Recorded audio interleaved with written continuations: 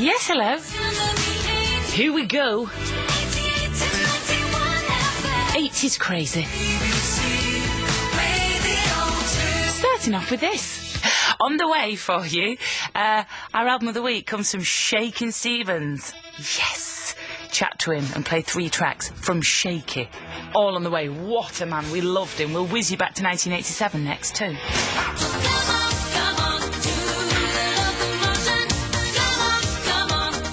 So written by Jerry Goffin and Carole King back in '62, originally recorded by Little Eva.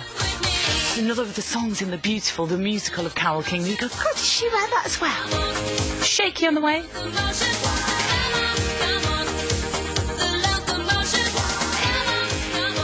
Our album of the week this week is Shaky, which was released in 1981 and was a #1 album here in the UK. Gave us 3 top 10 singles: Green Door, You Drive Me Crazy, and It's Raining.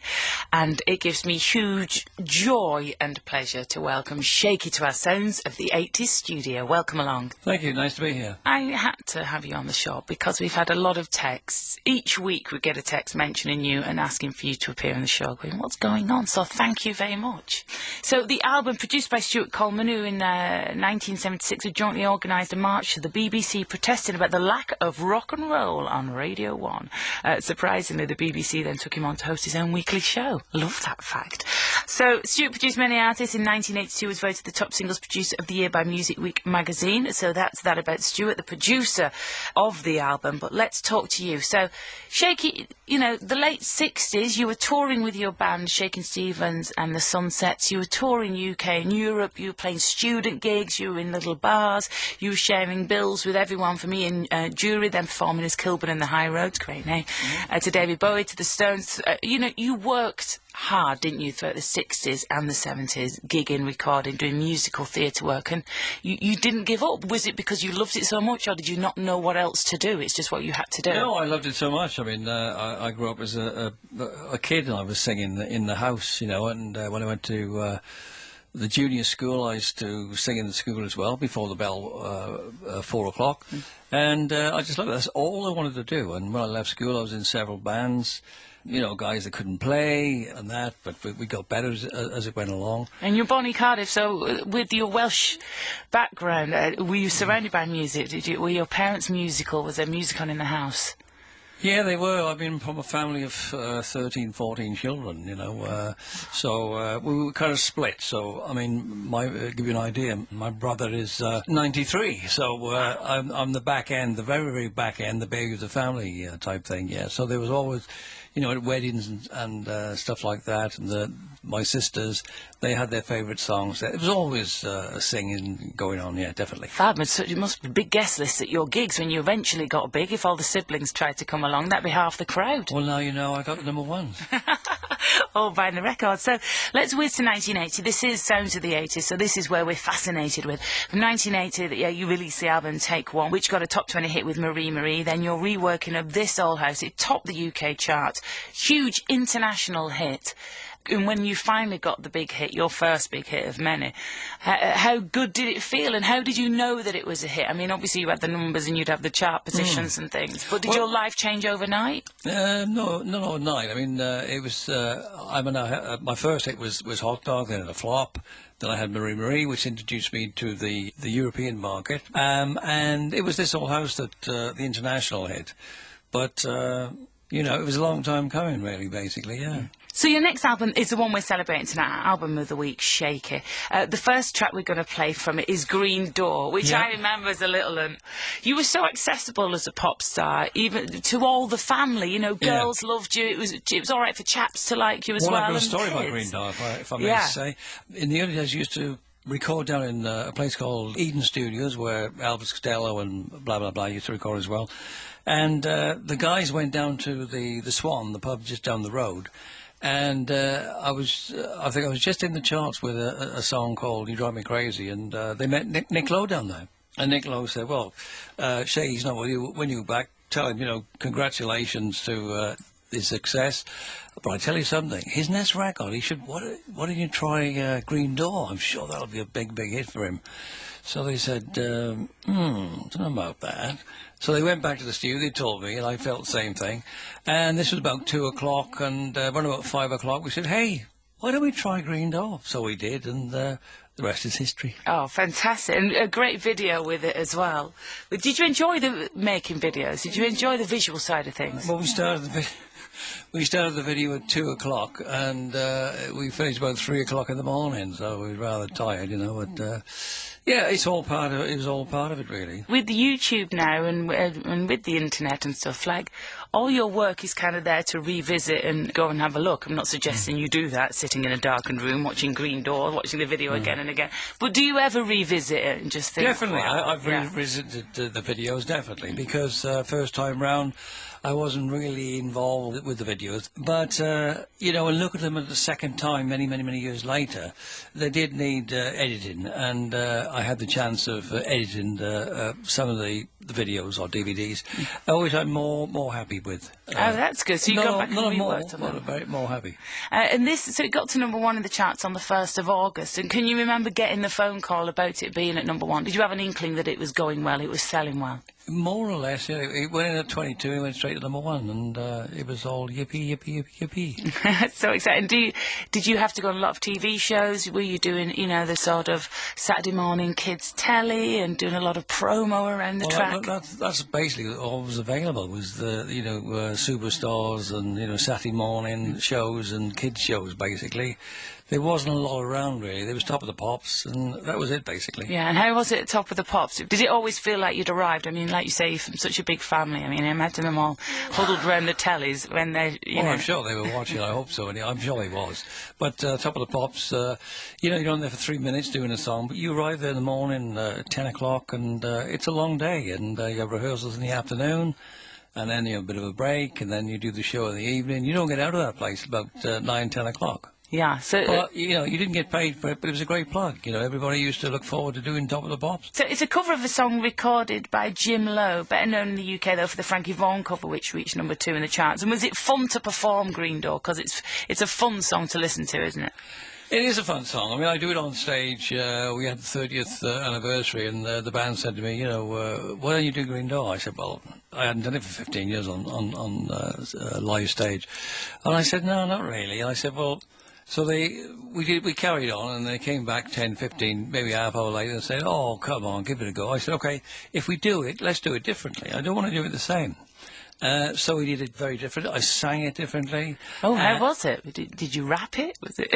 No. Instead of going da-da, I went da-da, and not so much...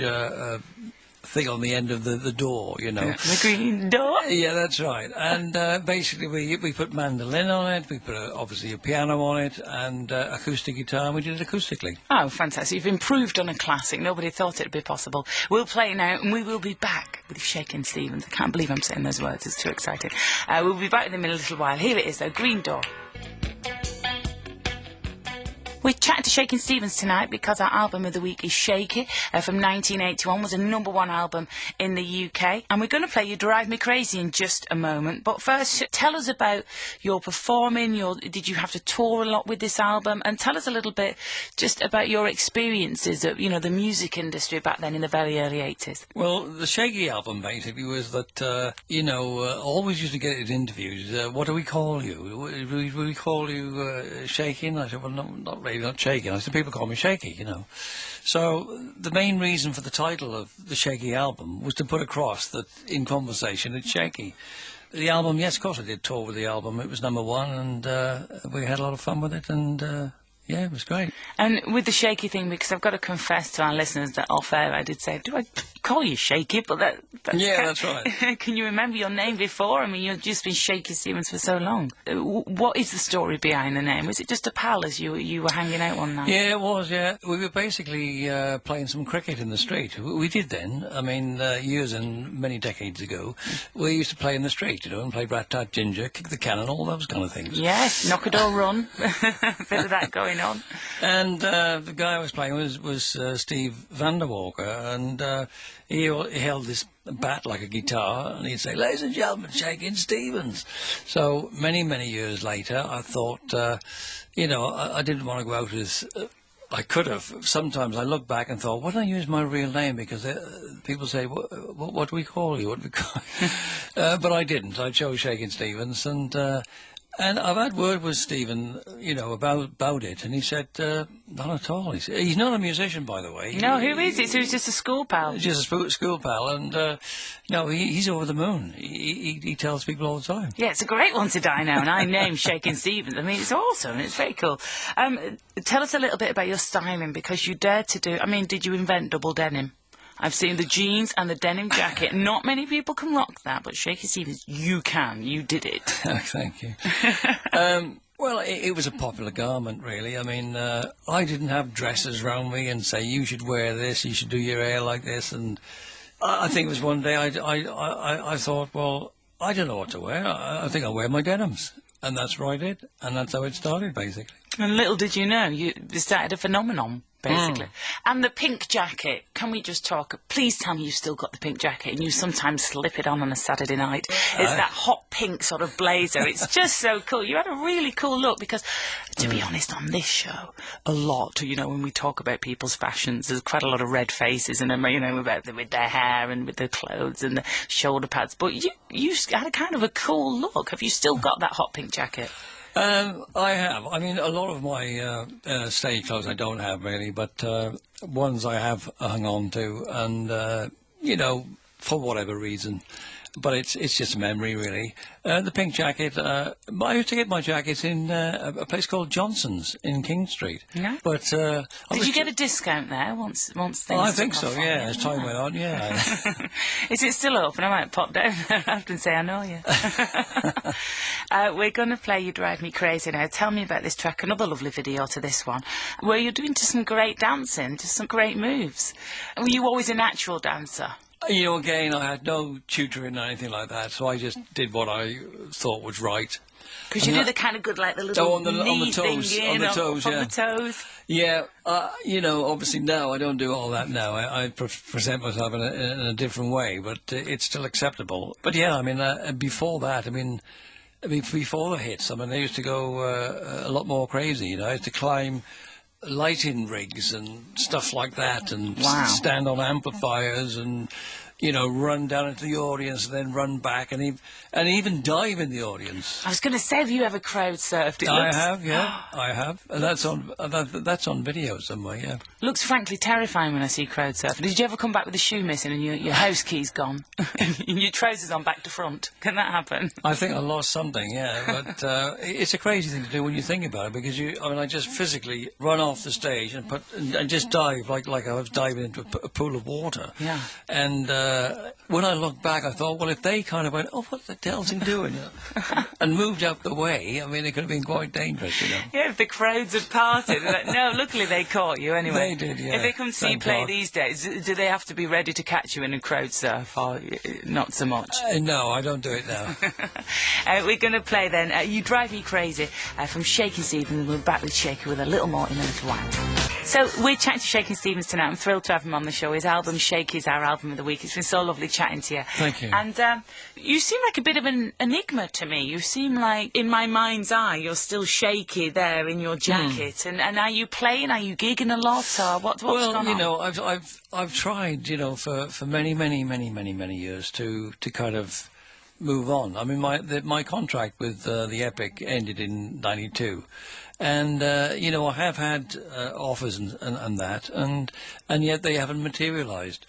I've always kept up the touring side of it, and I've also done the TV side of it as well. And, when I go on the road now, it's a 12-piece band. I've got 3 BB female singers, drums, bass, obviously, and 2 guitars with mandolin and also slide guitar. And harmonica, trumpet and tenor sax. Wow, big full band. And do you play yourself? What do you play yourself?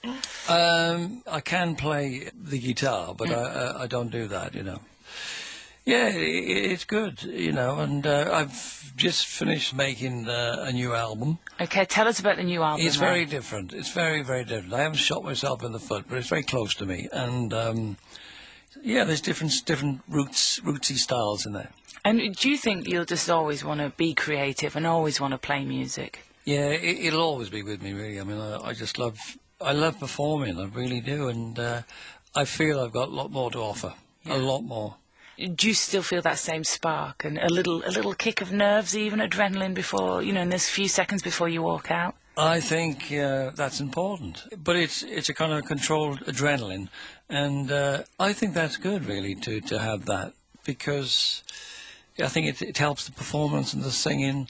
Gives it a little extra edge, I guess. Absolutely, yeah. And once you do get through the first two numbers, you can see, the eye contact. You can see that we're well away, yeah. Well, we're going to look forward to the album, and it's great to chat to you. Anything else that you want to talk about? Is there going to be a life story, an autobiography? We're looking at all kinds of things, really, yeah. Well, okay. Yeah. I must say, it's been great talking to you. I felt very comfortable. Thank you. Oh, thanks so much, Shaky. And it's been genuinely great to meet you, so I was a big fan.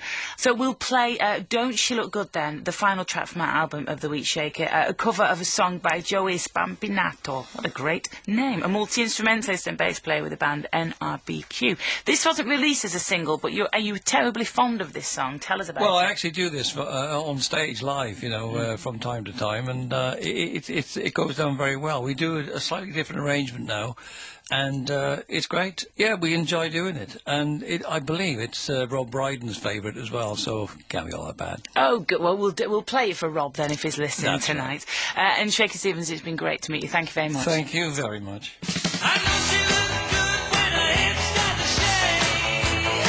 And it ain't not fine when she says she's on my radio. This is BBC Radio 2 online, on digital radio and on 88 to 91 FM.